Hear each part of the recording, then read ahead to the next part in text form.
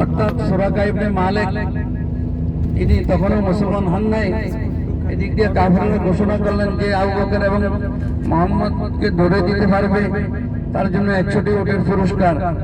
এই 100 উটের পুরস্কারের লোভে তৎকালীন সমস্ত মক্কার কাফেররা চারিদিকে দৌড়াদৌড়ি করতে লাগলো যে মুহাম্মদ এবং আবু বকরকে ধরে দেওয়ার জন্য।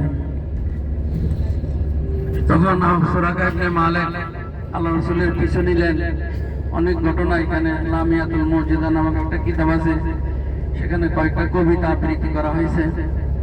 তার ভাবার্থ এরকম ছিল, যখনই সুরাকা ইবনে মালিক হুজুরের পিছু নিলেন, হুজুরকে ধরবেন, আবু বকর সিদ্দিক রাদিয়াল্লাহু তাআলা আনহু এমনি তো একবার সামনে পিছনে হাঁটতেছিলেন, দেখে ফেললেন।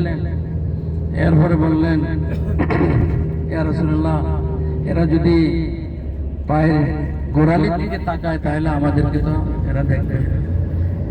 আল্লাহ রাসূল সাল্লাল্লাহু আলাইহি ওয়াসাল্লাম বললেন, আবু বকর, তুমি মনে করিও না যে আমরা এখানে দুইজন, বরং আমাদের সাথে আল্লাহ আছে, যেটাকে কোরআন শরীফের ভাষায় বলেন, ইয ক্বালা লিসাহিবিহি লা তাহজান ইন্নাল্লাহা মা'ানা।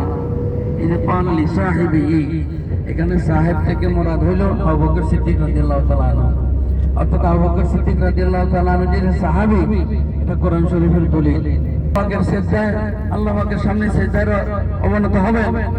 আল্লাহ তাআলা বলেন, ইরফা রাসাকা ইয়া মুহাম্মদ ওয়াসআল তুতা ওয়াশফা তুশাফা।